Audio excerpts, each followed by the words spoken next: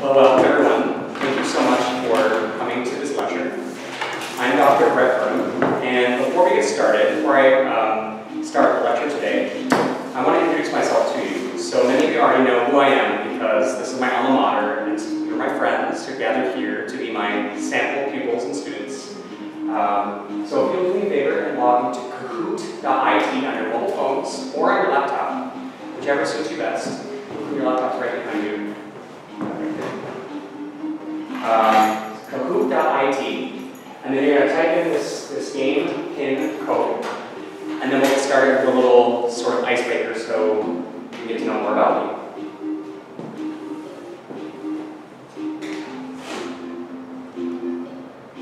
You can get yourself a pseudonym. It's going to ask you to name yourself. You can go ahead and call yourself Shira, you can call yourself Papa Smurf, whatever you want, anything you want, or you can use your real name as well.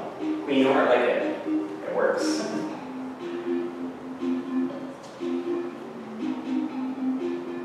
think we're waiting on 2 more players. If you have any problems logging in, just let me know.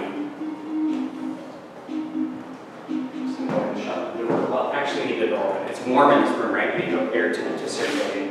So let's keep going, I guess. You can make an account now. No, you just log in. Should let you log in, I think. Did anybody else have to create a user or an account? No. Kahoot.it.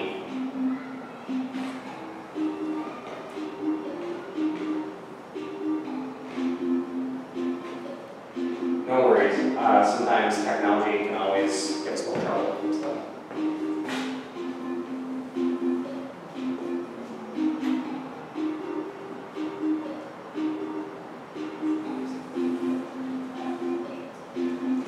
It could be your connection too. It could be me up here.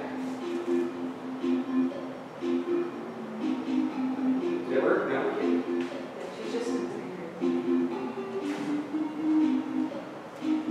Excellent. All right. We're going to get started.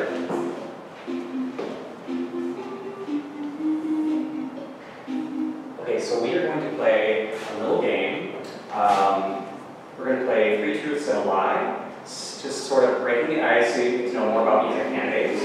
Okay, I have 4 master's degrees. I'm an avid gamer. I'm a virtual twin. I've run about 30 marathons. Which one is the lie? Please guess which one is the lie. You have 9 seconds. Which one is the lie? Click on your phone. Your phone will have these corresponding colors. Okay. So I'm a fraternal twin. People thought that one was a lie. Actually, that's true. I have 4 master's degrees. One person thought that was a lie. That is true. I'm a multidisciplinary professional. I have 4 master's degrees. One is in conflict transformation, a master's of arts. The other is a master's of science in cancer biology, prevention, and control. It's a mouthful. The next, I have a master's of art and teaching. Finally, my 4th master's degree is a master's of public health and community health education. And lastly, I have a doctorate of education, or an EDD, in health education from Teachers College, Columbia University, where we're sitting today. And I have run about 30 marathons, so none of you thought that was a lie. Congratulations, that is true. The last one, I'm an avid gamer. I am not. Although I would say that I'm really interested in gaming, that includes health and fitness. There are lots of technologies and research that address gaming with physical fitness, and so I would be interested in exploring that kind of gaming. All right, the next question, get ready, get set, and round 2. There's 3 rounds of this. There's my twin sister. Picture my twin sister. Okay, I grew up in foster care. I lived in Ethiopia for 1 year. I once auditioned for The Voice. I am an equestrian. Which one is not true? Equestrian is a horseback ride, right? Which one is not true?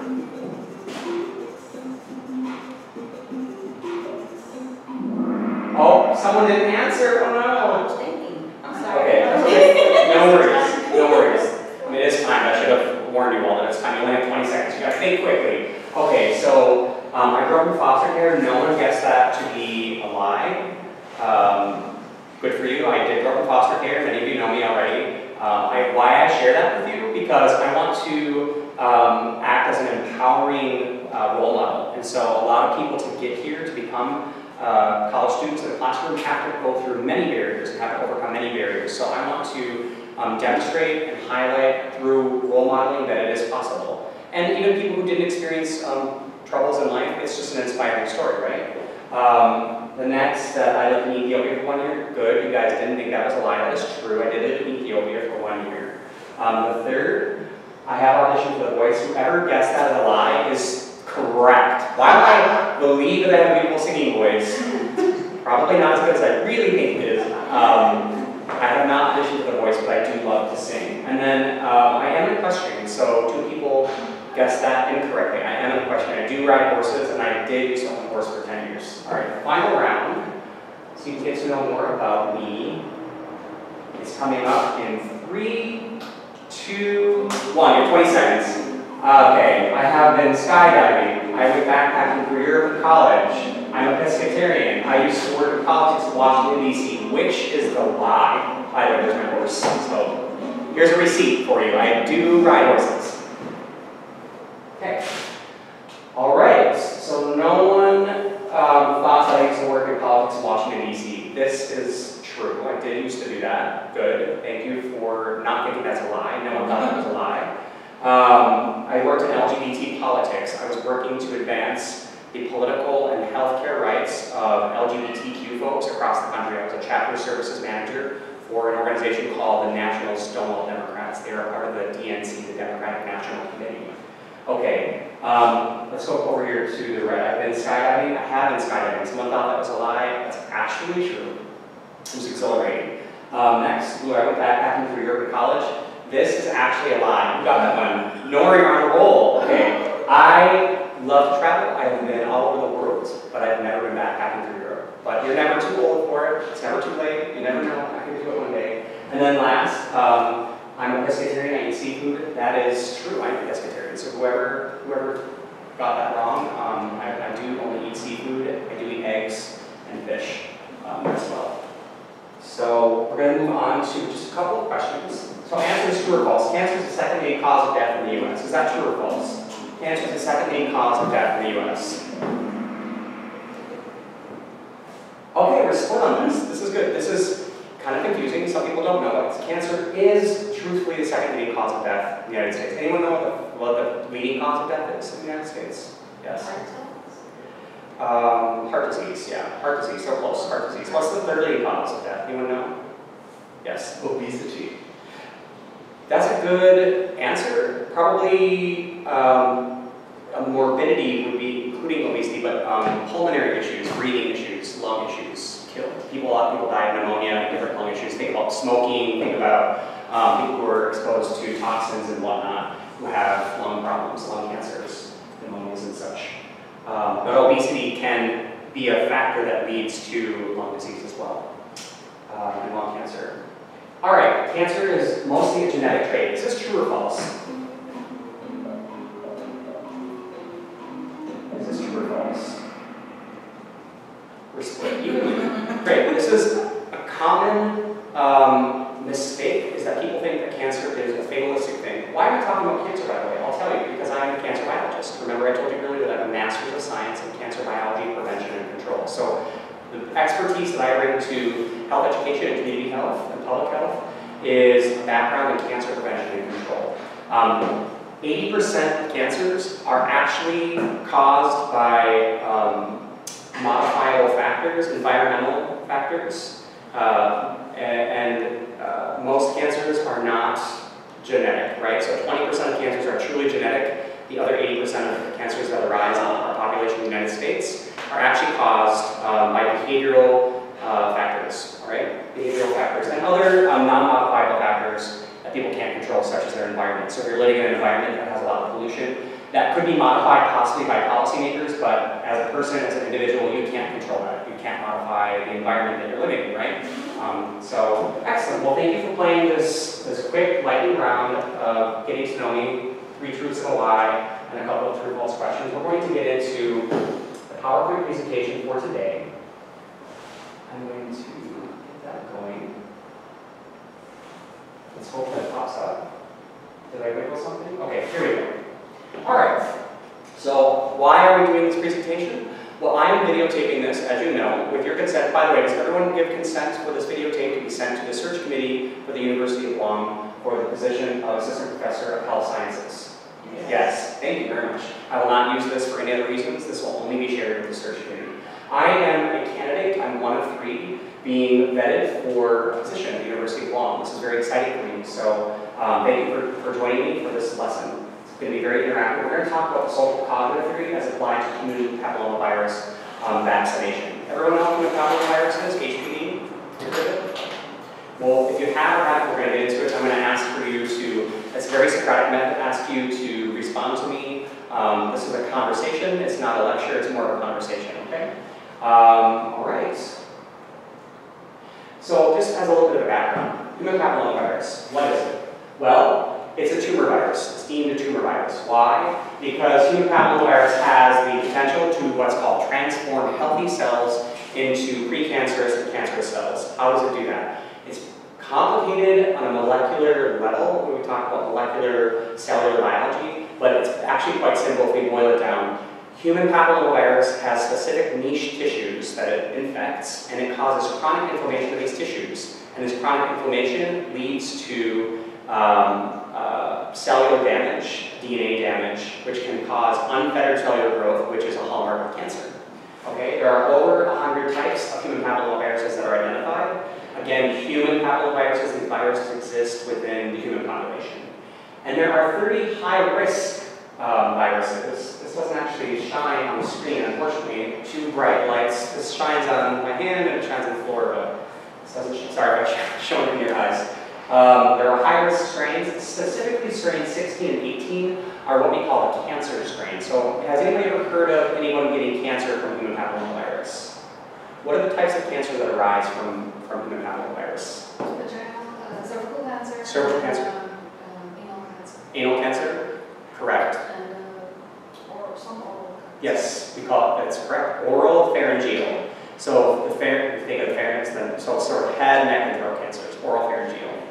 And then there are other cancers as well. There's penile cancers as well that arise from human papillomavirus. So the niche tissue that this virus prefers to infect is specifically, most problematically, cervical tissue and anal tissue. Anal and cervical tissue are histologically identical under a microscope. So if we were to take a swab and look at cervical tissue and take a swab of anal rectal tissue, a pathologist at a laboratory would not be able to differentiate between them because they are histologically identical tissues. So the virus prefers to take up host in those tissues, and those are the sites where the DNA damage occurs and causes cancer eventually. So HPV is the most common, it most commonly, again, infects the cervix and anal tissue. It is the most widespread STI on Earth. Approximately 75% of all sexually active adults in the Western Hemisphere have an active HPV infection. So this means that this is pretty much a ubiquitous infection that all people pretty much will be exposed to.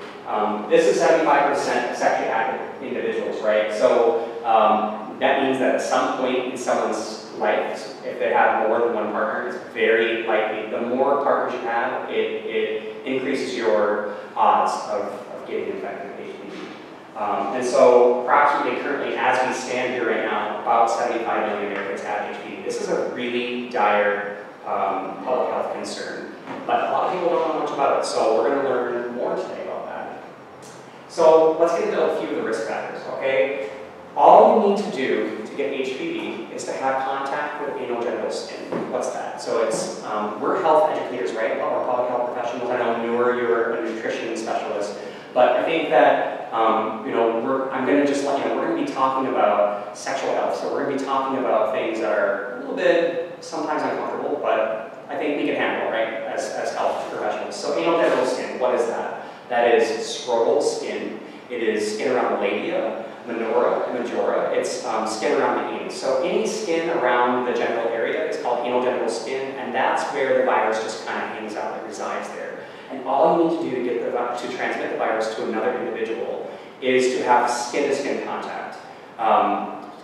Full-on intercourse is not required, right? And so, interestingly enough, condoms are only 70% effective in protecting against HPV because it only covers the shaft of the penile skin. If you think about it, the actual mechanics of sex, there is scrotal tissue and other anal genital tissue that comes into contact during sexual intercourse. So a condom cannot fully protect an individual from from someone who's infected, okay? So why don't more of us know about this? Why is this not a concern that we're really paying a lot of attention to? Well, I'll tell you, 90% or 9 out of every 10 people in society who have an HPV infection will never even really know they have it. Usually, a human's immune system is robust enough to clear an infection after 2 years. So if someone is introduced to HPV viruses, again, there are more than 100 types. The ones that are not the harmful types, I said 16 and 18 are the cancer-causing types. Those types cause warts. There's 2 types. There's cancer-causing types and wart-causing types. The wart-causing types do create warts, but they're not cancerous. The cancer-causing types do not cause warts, and you do not know you have it until you get screened and you find out either because symptoms arise or a doctor has prescribed you with an HPV infection. Not prescribed, rather, diagnosed you, excuse me, with an HPV infection. So most people get the infection and they never know because their body spontaneously clears the infection after 2 years. Medically and clinically speaking, we say that an infection that lasts for more than 2 years is considered a chronic infection. And that requires surveillance. We're going to get more into that, but let me just take the pulse of the room. Who's heard of pap smears? Anyone heard of pap smears? All of you have, okay. Who wants to describe what pap smear is? Anyone? It's when a surplus swab is placed into the cervix and take a few samples for analysis. Kukumi, thank you. So a speculum is placed in the vaginal canal. It's opened up so that a doctor or a physician or a physician's assistant or a nurse practitioner can take a swab stick and swab the cervix, which is at the top of the vagina, take some cell cultures and samples, and then they run some genetic assays on it to test for the genetic prevalence of the proteins that are produced by HPV, specifically 16 and 18. The wart-causing types are also checked, but 16 and 18, remember, are the ones that are cancer-causing. Those are the major concerns. Okay, so chronic HPV infections, remember, those last longer than what? Chronic infection is one that lasts for more than 2 years, right? Can lead to high-grade cervical intraepithelial neoplasia, or SIN. That is pre-cervical cancer. Or anal intraepithelial neoplasia, AIN, precursor to anal cancer. This is very important. Farrah Fawcett was an actress on Charlie's Angels. Do you guys remember who she is? Yeah. She died, how did she die? Anyone know? She passed away, I think, maybe 5, 6, 7 years ago. Anyone know how she passed away? Cancer? She had cancer. Do you know what kind of cancer she had? No. She had anal cancer. She was very honest to the public. She had PSAs about this. She participated in anal intercourse and had anal HPV infection with either 16 or 18, I don't know which, but a cancer-causing type, and it caused her to develop anal cancer, and she died of anal cancer. So this is a serious concern. Michael Douglas, anyone know who he is? Fatal Attraction, is he Fatal Attraction? Yeah, with Fatal Attraction with with Glenn Close, right? Do you guys remember what happened with him a few years ago? He had oropharyngeal cancer, and he was also very forthcoming to the public about that. He had oropharyngeal cancer as a result of oral sex with his wife, Catherine Zeta-Jones. He put her on blast. I think that was really very inappropriate, maybe, so we have to be careful, too, when we're talking about these infections, because there is some stigma attached, and there is some privacy, you know. But he did tell the public that he got the infection from oral sex, and he had a HPV infection of 16 and or 18 in his throat. By the way, you can have concurrent infections with wart-causing HPV and cancer-causing HPV. If you have an infection with one, it's likely that you could have a co-infection with the other because the routes of transmission are the same. You can have multiple strains of HPV infections at one time. That's important to know as well. Okay, the consequences. So remember, we said that there's over 30 harmful types, but really we're focusing on types 16 and 18 are the cancer-causing types. And do these types cause warts? No. No, right? The cancer-causing types don't cause warts. The wart-causing type, if you have warts, does it mean that there's no cancer-causing types present? No, right? It's possible to have multiple infections with multiple strains. Okay, so HPV 16 and 18 are responsible for 70% of cervical cancers, 40% of penile cancers, 13% of oropharyngeal cancers, and 90% of anal cancers. So we can see that HPV is a problem that needs to be addressed. And we're going to get into why it's not being addressed and how we can address it. Preventing, that is, preventing and controlling HPV infections. So the gold standard to detect HPV is, again, the Pap smear that we talked about earlier. And the medical rule of thumb is that a Pap smear should be conducted 3 years after sexual debut or after someone first engages in sex, or at the age of 21 years old, whichever one comes first, okay? There are two, by the way, someone can have HPV without ever having sex or ever even touching the genital skin of another person. How might that be? Anyone have any idea how that might be? Is it by touching another person's private area? Could be, but without even doing that. It's called a congenital HPV infection. Could give you a clue. Can it exist on clothing? And So like, I heard someone say birth. Infants can have HPV infections from birth, right? From the birth canal. So some people are just born with HPV and they have it. Some of the HPV infections are chronic. Some of them are not. Okay? So some can have HPV infections from birth.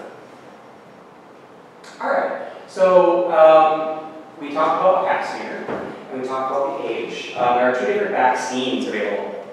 We have a vaccine for HPV. We have two types, okay? And this is the only cancer vaccine we know of because HPV is a virus that causes cancer. And so if we can inoculate someone against HPV, we're really, we're giving them immunity, right? And a vaccine helps to help someone to get acquired immunity against the vaccine. Yes, I'm sorry, against the virus, yes. Are these vaccines mandatory? We're going to get into that. It's a great question. No, I like your train of thought, but we're going to lead into that. So in some places, these vaccines are mandatory, but mostly no. What does a vaccine do? Do you guys remember from your public health training what a vaccine really is doing for us? I think that a vaccine is exposing our body to something that shouldn't be there so that we can build up antibodies against it so that Yes. we actually get the non-mutant specimen we're able to fight it off. That's right. Typically, we have a heat-strained virus. So the virus is deactivated from being effective at getting you sick, but it has virus-like proteins and particles in there that when it is introduced to your body as a heat-strained vaccine, heat-killed, heat-strained virus, you're going to build up antibodies towards that virus. So if you're infected with the full-blown virus in society, in public, if you're on the trains or if you're grabbing a doorknob and this virus is there, you won't get sick with it because your body has acquired immunity and you have antibodies against the virus. So that's how the vaccine works, just to refresh on that. Okay, so these are the only cancer vaccines. And the question that Nora asked earlier, is this required? Well, interestingly enough, a school-type vaccine, which is a vaccine usually given in preteen years at ages between 11 and 13. So between roughly 11 and 13 or 10 to 13, these vaccines are given at schools. And only 3 states, DC, Rhode Island, and Virginia, require that school-age children get these vaccines. However, it's not required. Someone could have a religious reason to back out or moral objections to back out of these vaccines, and therefore they don't have to have them. Interestingly, Guam, where I'm applying, where I'm vying for a faculty position, the island of Guam does require HPV vaccination, and they offer it in schools through the school nurse program. So all the schools have school nurses, and the school nurses will provide the vaccine to students. We're going to take a look at what the vaccine process looks like. So there are, there's this term herd immunity. You guys remember hearing about this? Herd immunity. Well, it doesn't look like Nora understands, so do you guys want to fill in the gaps? What's herd immunity? basically, it says that a number of people in the population have to be vaccinated so that the condition does not spread to pandemic. Like only specific? No. So you want like coverage or protection in the population. So this is how many people have to have the vaccine for it to not be towards spread. Very good. So just to recap what you said with me, so I'm hearing you right. a certain proportion of the population has to receive the vaccine in order for pretty much everyone to be protected. Is that right? Or for it not to spread. Or it not to spread. And that's pretty much right. That's pretty much it. And scientists, public health specialists, and epidemiologists have discovered that that magic proportion of people to be vaccinated is about 86% of the population needs to be vaccinated against HPV in order for herd immunity to be met. So another way of thinking about herd immunity is that if enough people are vaccinated, this will not be a public health problem. HPV will stop spreading. Anyone know what the UK does for their children, their school-age children? Does it make everyone engage sexually? They do not make everyone engage sexually, but they do make everyone get vaccinated. The entire nation of Great Britain, it's confusing. There's Great Britain, the UK, England. yeah, Great Britain / the UK as a country, which is made up of several nation states like Wales, England, Scotland, Northern Ireland. They actually require that all students receive the school-type vaccine for HPV. So they've reached herd immunity. The UK at this point, for the cohort of youngsters who are aged 20 and below, they're going to have herd immunity. Our country is not, because we only have a few states. Okay, so this is just a depiction of what herd immunity really looks like. So we can see, again, this pointer's not working, but if you look over here to the far, to me it's on my right, to you it's on your left, right? If someone is contagious, they're colored red. If they're susceptible, they're colored blue. So if we have everybody who's blue, susceptible, they're not vaccinated. But the few people who are red, they're contagious. If people who are not vaccinated, it's going to spread like wildfire, right? This is true for not only HPV, but for any infection as it moves through society. Now over here, again, over to my left-hand side, your right-hand side, this depiction is talking about people who have immunization, where you reach herd immunity. Not everybody is vaccinated, but the majority of people are. And so if we come over here, we're going to have contagious people, but they can infect people because they're already vaccinated, right? So in this situation, this is where we want to get to. We're going to prevent and control HPV. We want to get to a place where we have herd immunity. Any questions so far? Okay. We're rounding out our conversation about HPV. We could go into so much more depth about this, but we're going to just finish up with another slide or two, and then we're going to move into a theoretical approach to address HPV prevention and control, just so you know where we're headed here.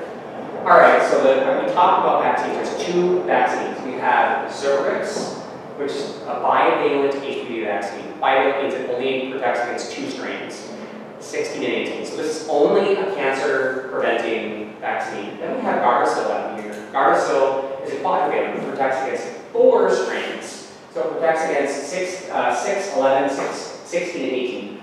Types 6 and 11 are the most common wart-causing types of HPV viruses. Again, 16 and 18 are the most common cancer-causing types. So if you were going to get vaccinated, which one would you prefer to get vaccinated with?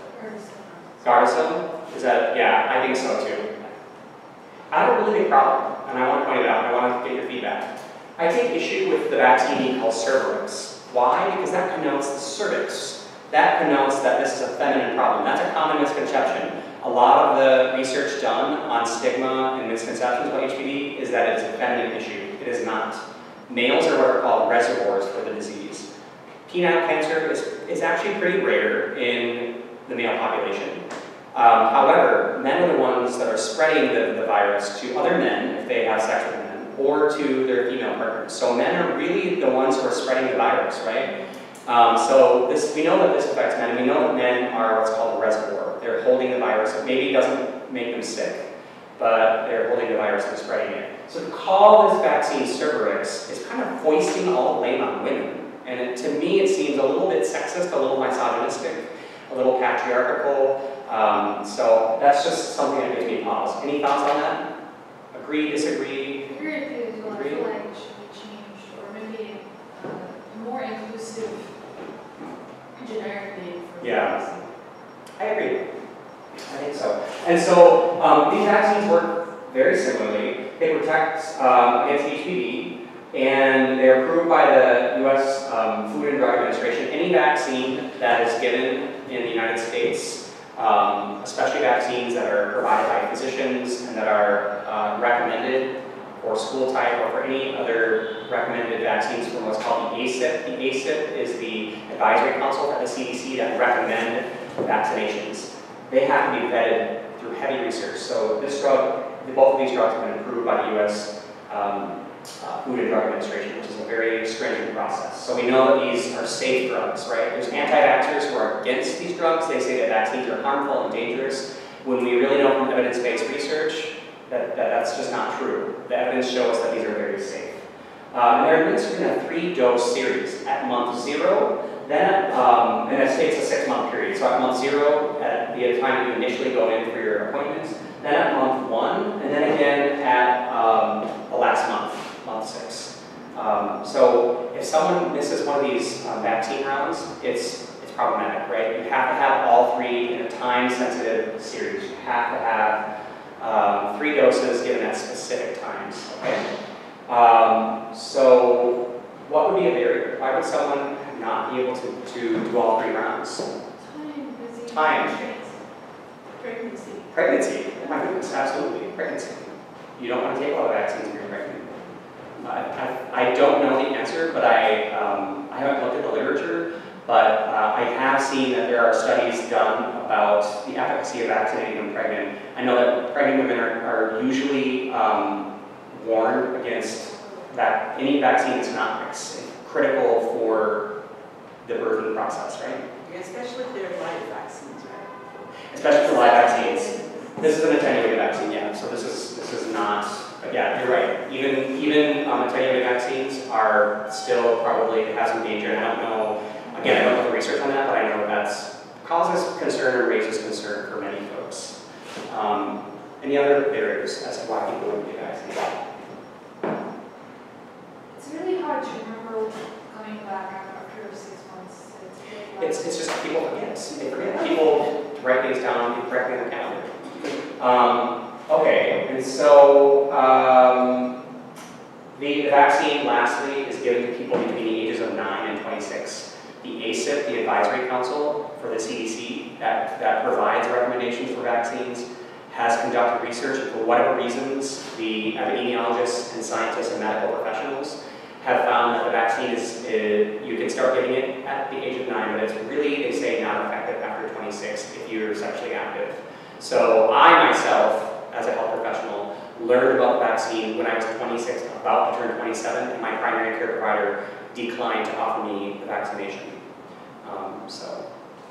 Anybody here been vaccinated for HPV with either Gardasil or with Cervarix? Gardasil. We have one, Gardasil. And did you go to all 3 rounds? Yes. Good for you. That's great. Some people don't know, and that really, a lot of people don't know if they have done it. They don't know if they did all 3 rounds. A lot of people are not very knowledgeable about this process, so it's important to know, yes. So, I don't know if you've said this already, but can children receive this vaccination? Yes, starting at the age of 9, right? So children can. And so parents think that this can be problematic. Any reasons why a parent might not want to give a child a vaccine? 9, 10, 11, 12, a school-age vaccine. Can you think of any reasons why a parent would not do this? Vincent? Maybe they have moral qualms that they Moral qualms? thinking that it encourages sex.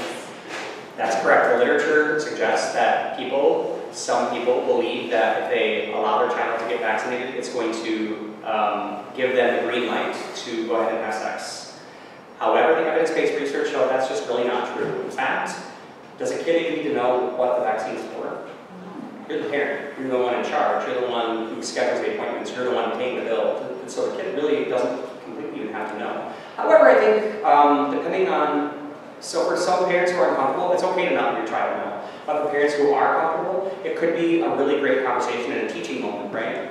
Why would that be beneficial to teach a child about HPV? It's part of sex education. It's part of sex education. It's part of sex education. Children are smart. They understand about their bodies. They understand about the world. They understand about the birds and the bees when they're 12, 13. It's okay to talk about sex. So sometimes as health educators and public health professionals, we need to help create tools for parents to initiate these conversations because some people aren't comfortable to do it. Great. Okay, this is a schematic. It's very small, I apologize, of current vaccines. This was compiled in late August of 2016 by MMWR from the CDC, the Morbidity and Mortality Report, Week Report. Have you guys ever heard of MMWR, Morbidity and Mortality Week Report by the CDC? So in late August of 2016, very recently, 6 out of 10 girls have started the HPV vaccine nationwide. They've started. So this is only talking about people who've taken at least just 1 dose. Well, what's the problem with this? What's the problem reporting 6 out of 10 girls have taken the vaccine? It's not really immune, it's just taking 1 dose. Right, it's not a proxy for people who are actually inoculated fully against HPV because you have to take 3 doses. So this is a problem. This 3-dose series really is problematic. It's very difficult for people to follow through 3 separate appointments. People get busy, people have soccer games to get to, people have vacations, people have myriad of reasons why they're unable to follow through. And it doesn't necessarily mean someone's irresponsible, it's just it can be very difficult for a working family to ensure that their school-age children receive the vaccine series in a time-sensitive way. The important thing is that you can start over. It is okay to start the vaccine series over, and indeed it should be started over again if it has not been initiated properly. Then, the same report found that 5 out of 10 boys were vaccinated. Okay? And so, again, this is not a proxy for who's actually fully protected. Thank you for turning the light on, because it's just 1 vaccine. And we see the dark states, the state that's most shaded with a dark color, are doing really well. We're in New York State, we are dark blue. And up here, so this is for boys, but for girls, New York State, it's a lighter color. That's a problem. Girls are actually receiving less vaccine in proportion to boys for some reason in New York State. Why? Do you know why? I am not sure why. Perhaps it's because initially the HPV vaccine nationwide campaign very heavily targeted girls, and the ACIP Advisory Council actually didn't even recommend that boys got vaccinated. It was just always considered a feminine problem. The research didn't suggest otherwise.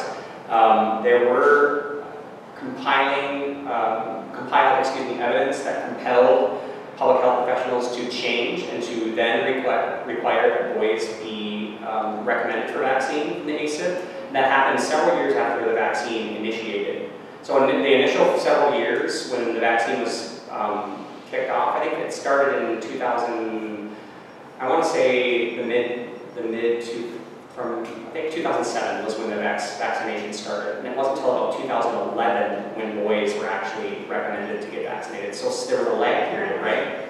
And so maybe what we see is a boomerang effect. Okay, now more emphasis is being given on boys being vaccinated. So maybe the public health pendulum swung to the side of boys. But still, this is not indicative. By the way, when kids go to college, when they're 18, are they going to necessarily stay in their state? Are we really achieving herd immunity if we have a patchwork of states doing very well and some not doing very well? By the way, none of these are over 86%. So no state is reaching herd immunity. And even if a state achieves herd immunity, people are transmitting. Kids go to college in different states. If you're living on Guam and you get a school-type vaccine, but then you go to school, you get a full-ride scholarship in Idaho, and you meet a partner and you engage in sexual intercourse with a partner who didn't have the vaccine, the protection is not, it's not going to be a herd immunity situation, right? Okay. There's a couple things to just think about just rhetorically. There is a video that I want to show you. We're running short of time, and I want to kind of speed this along. So I will distribute this PowerPoint to you. There's a very heartwarming, compelling video that really tugs on the emotional heartstrings. You guys know why some of these health videos are emotional? What's the point of being an emotional video? You're trying to evoke your target demographic to want to change. You want to evoke people to change their behaviors, and we know from theoretical underpinnings and through evidence-based research that when we are able to talk at people's emotions, we can actually achieve better outcomes, behavior change, in other words. So just some things to think about. What are some attitudes and beliefs surrounding HPV, surrounding HPV vaccination? If we were to go, you guys are all health professionals, but if we were to go into the streets of New York City or into the heartland of America in the Midwest, or if we were to go to the Pacific Islands of Hawaii or go to the territory of Guam and ask people of various backgrounds and traditions what they know, we have to understand that there are some attitudes and beliefs that surround vaccination and behavior around vaccination. What are some misconceptions about vaccination? We talked about some of those. Other barriers that we maybe didn't explore. Is herd immunity really possible? Can it happen? We know it happened in the UK. Okay, so now we're going to get into, we're going to tie this together. I'm going to make this very brief because, again, we don't have a lot of time. And we're going to now think about prevention and control of HPV as a school-type vaccine, working with juveniles aged 11, 12, possibly 13, and how we can achieve change. And it would, before we begin talking about the theory, who would we target in that? Would we target children or would we target the parents? If we're targeting behavior change for vaccine, are we going to target children or are we going to target parents? Parents, not parents. Parents, why? Yes, Because they have the ultimate decision. they're decision makers. Vincent. Maybe we could target like school leaders. School leaders. Yeah, right. Children are usually pretty powerless over their health care. In fact, children can't just go to their primary care provider and request a vaccination. Their parent has to provide permission, right? So when we're talking about looking at adolescent health, there are certain things that we want to do to affect children, especially if we're talking about diet, exercise, stress management, cultivating those types of behaviors in youth. But when we're talking about the problem of HPV vaccination, we really want to target parents. Okay, so we're going to look at the lens of the social learning theory from Albert Bandura. Who remembers this theory? Anyone? Got it. So I'm going to give you a crash course refresher. This theory was postulated in the 1960s by Bandura and colleagues. They were looking at aggressive behavior in children, and they believed that these behaviors were learned vicariously through observation, specifically observation of a thought leader, someone who is an adult or who is a role model who is respected. It's important that you have a few ingredients to learn vicariously. You have to be respected and you have to be sort of a figure that is seen with respect who is superior. Okay?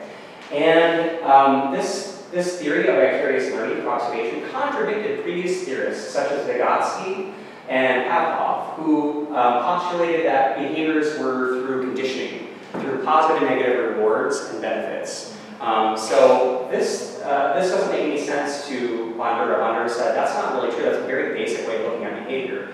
Simply punishing and rewarding someone is not necessarily going to form someone's behaviors and their personality and their identity. This has a lot more to do with vicarious learning through observation. Okay, so that's the major difference with social cognitive theory from those that came before. And the social cognitive theory stresses the importance of cognition and observation in learning new behaviors. So this was really taking what was done before by other theorists and adding more to it. Oh, and I'll just say that this is a theory, the Bobo the doll, or the clown doll theory. I'm sorry, excuse me, not theory, experiment. This is the experiment Bobo the clown doll, and this really proved the point that Bandura and colleagues were making. They had an adult role model who was respected by children in a laboratory setting, act very aggressively towards this blow-up clown doll. They would punch it, beat it up, call it names. They had weapons, bats. They would kick it. They would have all these aggressive behaviors towards the doll, and the children would observe, and then the children would mimic those behaviors through vicarious learning. Okay, so this goes beyond what Pavlov and Skinner said in the past, because they said that it's just a series of rewards and punishments. That's too basic, because that's not true. Children weren't being rewarded for doing this or being punished. They were doing this from observing behaviors. So you can see this is a little boy who's holding a gun to the clown's face. So we really know that vicarious learning and learning through role models, it really shapes someone's behaviors, right?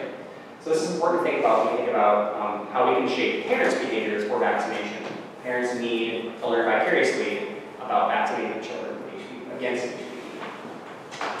And this is a diagram of the model. This is a little bit complicated. Some of you have probably seen this. I'm going to boil it down into its basic parts. The social learning theory stresses what's called reciprocal determinism. And I really loathe and lament that this pointer isn't working, because it would really help if I could click to the different pieces of this model. But reciprocal determinism encapsulates a triadic model, a triangular model, if you will. where there's interplay between each piece of the model. So what that means is that in this theory, there are 3 factors: personal factors, which are also called cognitive factors; socio-environmental factors, which are also just known as environmental factors; and then lastly, behavioral factors. And what it's saying is that none of this is done in a vacuum. All of these things interplay in someone's life at the same time. So let's just break that down. What does that mean? Reciprocal determinism. We see that there are 2-sided arrows to each of these things. That means environmental factors are influencing behavioral factors. Behavioral factors are influencing cognitive factors, and vice versa. All of these factors are including each other at the same time. It's not a one-way road, right? It's happening, it's dynamic, reciprocal determinism. So let's give an example. Cognitive factors include knowledge, expectations, and attitudes. Let's say that I address a health problem by trying to improve someone's cognitive factors. Let's say that someone has low knowledge, they have poor expectations, they have really low attitudes about vaccinating, for example. But I provide them with material to increase their knowledge and to increase their outcome expectations that they will be successful. This is a positive thing. And they have good attitudes. I can influence that possibly. But then we still have behavioral factors and environmental factors. Someone may have improved cognitive factors, but if their social norms or access in the community to vaccinations, if they be influenced by others, and other environmental factors are not in place, we can have all of the great cognitive factors that we want, but that's still not going to lead to behavior change because we are not positively impacting environmental factors. Does that make sense? Likewise, if I have positive cognitive factors that I've influenced, but I have poor behavioral factors, so someone has knowledge, they have a great attitude, they have good outcome expectations for getting their child a vaccination, but they don't have the health literacy skills or the skills to navigate a primary care provider or the health system. They don't have good practice with navigating that system. They don't have good practice with doctors. They don't have good practice with their insurer. Maybe they don't know how to work with their insurer to get reimbursed for it. A lot of times you have to pay out of pocket for this vaccine, you have to be reimbursed, right? Or they don't have high self-efficacy to do it. Again, we can have one piece of this dynamic model affected, but if the other pieces are not at play, we are not necessarily going to impact behaviors, right? So again, cognitive factors are knowledge, expectations, and attitudes. Environmental factors are social norms, access in the community, and influences on others. Behavioral factors are skills, practice, and self-efficacy. Self-efficacy is a huge piece of this. Who wants to tell me what self-efficacy means? I think that self-efficacy is one's personal belief in their own ability to accomplish a health goal. Perfect. One's own belief in taking on a task, whether it be a health goal or could be a homework goal, could be any goal, but their intrinsic sense of ability to complete a task appropriately and effectively. Okay.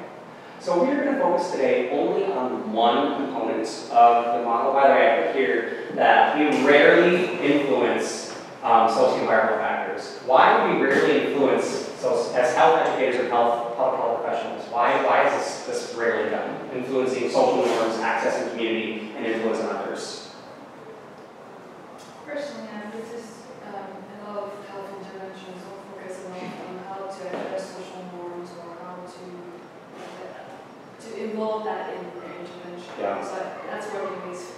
That's an observation, but I don't know if That's a good point. So the interventions are not effectively addressing social norms. That's a hard thing to tackle. It's hard, right? It's hard to address social norms. I'm going to go to Nora, then I'm going to go to Lassie because that's higher end next. I think maybe it could be because it takes longer to address larger population than individuals would come. Absolutely. We're looking more at a community factor here. We can apply this to, this theory is usually applied to individuals. This is usually an individual model, but it also is applied to communities. So if we're going to change social norms and to do that in a community, that takes a long time. You're absolutely correct. If we're going to talk about access, how do we influence that? That's a big monster to tackle, right? That could be the built environment. It could be, are there even clinics in this community? You know, we can address people's knowledge. We can teach them. That's relatively inexpensive and relatively short in time frame. But if we're going to address access in the community, that might include applying for a Bill and Melinda Gates pot of money to build a clinic in the community. right? That's going to take a long time. Vincent, what was your piece? Or did we steal your thunder? Did you already answer? Well, yes, but in other words, upstream factors are harder to control and are often involve so many different factors and people that it's hard to influence them in a timely fashion. Absolutely, that was well said. Upstream factors are very hard to influence in a timely fashion. I like the way that you said that. And so as health educators and public health professionals, we are often addressing the cognitive factors or the behavioral factors because these are relatively more inexpensive and time-saving. Okay, so just a broad overview of the theory. We looked at reciprocal determinism, and we looked at what the three pieces are. But the social cognitive theory, also just called SCT, elucidates how we understand behavior and motivate behavior change to promote health-seeking behaviors and moderate poor behaviors. Okay, and this has been employed in every setting. You can think of clinical settings, community-based settings, individual settings.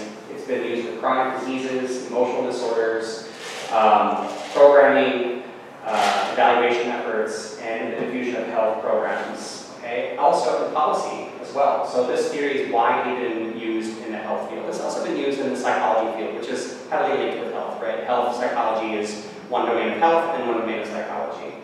And SCT is especially useful and implemented at youth. Why? I mean, it's written up here, but in your own words, why is it best to implement a theoretical approach to behavior change in youth? It's easier than to build self-efficacy in childhood as opposed to an adult. It's easier to build self-efficacy in childhood as opposed to adulthood. I agree with that. Yes, Vincent. It's a great way to inoculate people for a lifetime. If you instill values when they're young, then they will continue to spread those values within their peer groups, because youth are highly susceptible to the views of their peers, and then just carrying forward to their own children to have multi-generational impact.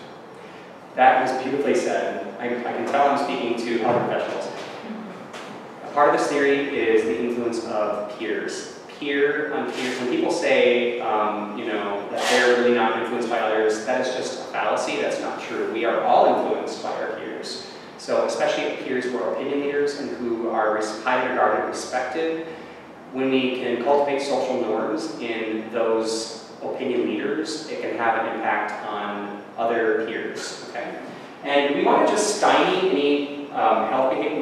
We want to promote health and squash any health behaviors before they begin. Is it easier to prevent smoking, or is it easier to stop to do smoking cessation programs? Is it easier to do the truth program, or is it easier to do smoking cessation programs? It's much easier to do the truth program, right? It's much easier to stop smoking before it begins than it is to try to intervene once that poor behavior has commenced. It is very hot in this room. Thank you so much for sticking around. I'm sweating. It's really, really hot. Okay, so according to the SCT model, behavior change can be predicted by forethought and one's own sense of control while agency. This is highly related to self-efficacy, right? And this theory espouses that behaviors are influenced cognitively by the three factors we described. This is a little bit redundant, but I want to just drive us on home. The three pieces are personal cognitive factors, the physical and social environment, and behavioral factors. Again, the physical and social environment are much harder for us to influence as public health professionals. That really requires what level of change? What level of change would address that? Policy. And policy is best to address physical and social environments. A lot of us don't have access to creating policy changes. It's very difficult. There's lots of bureaucracy to create those changes. However, I challenge you to take up the task in your future career endeavors to impact policy with your brainy research and the things that you care dearly about. I challenge you to try to affect change at a policy level. And I will take you up on that. I will join you in that effort. I will get involved in policy efforts as well.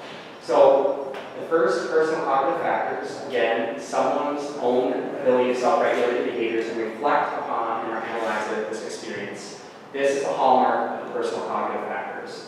And what we're really talking about is one's confidence to engage in behavior.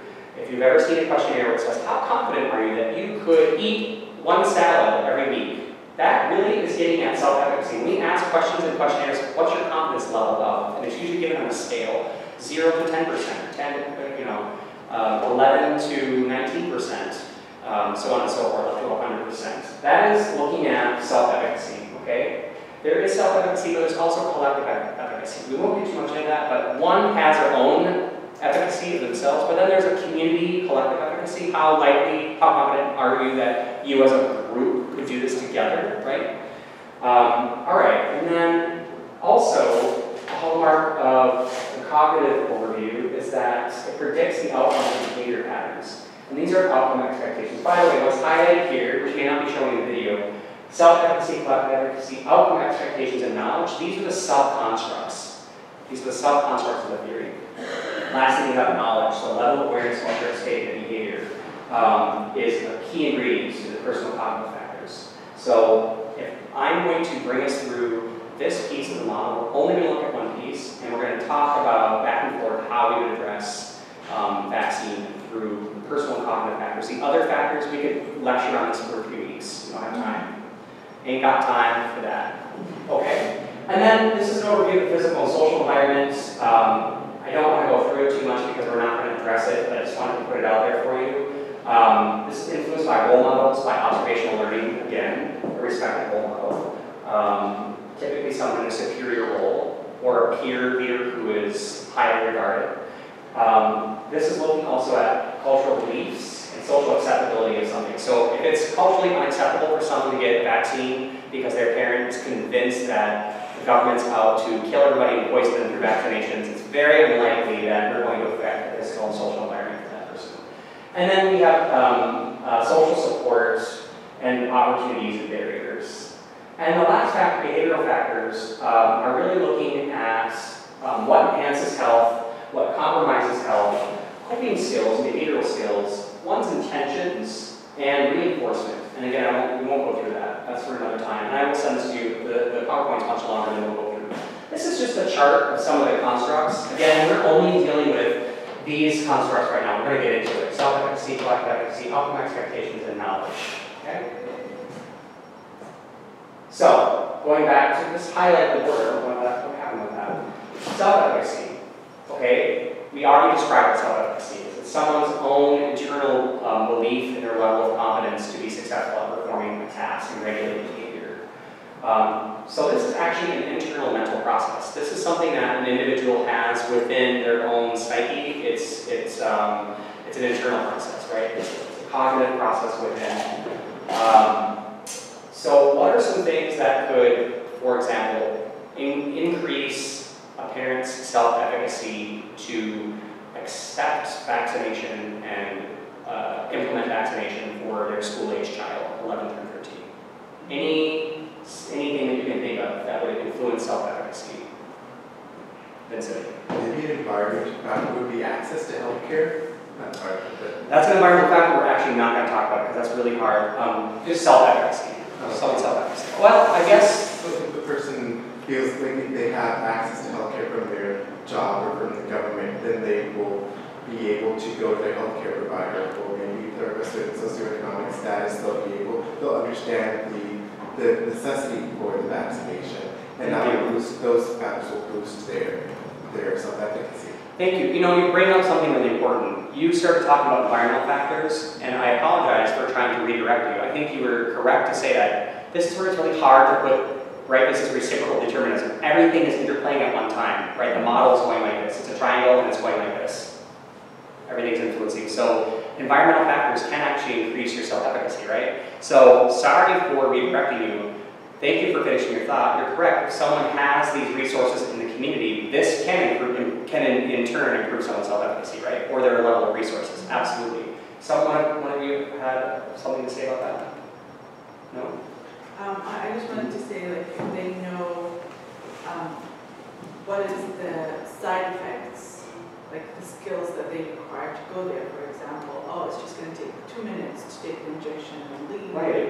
You're not going to fall sick a whole week, and just okay. having those maybe will increase self-efficacy because you know the side effect, that there's side effect of this vaccine. Understanding the side effects and having better knowledge. I like that. Knowledge, what you're really alluding to, is a part of this first personal cognitive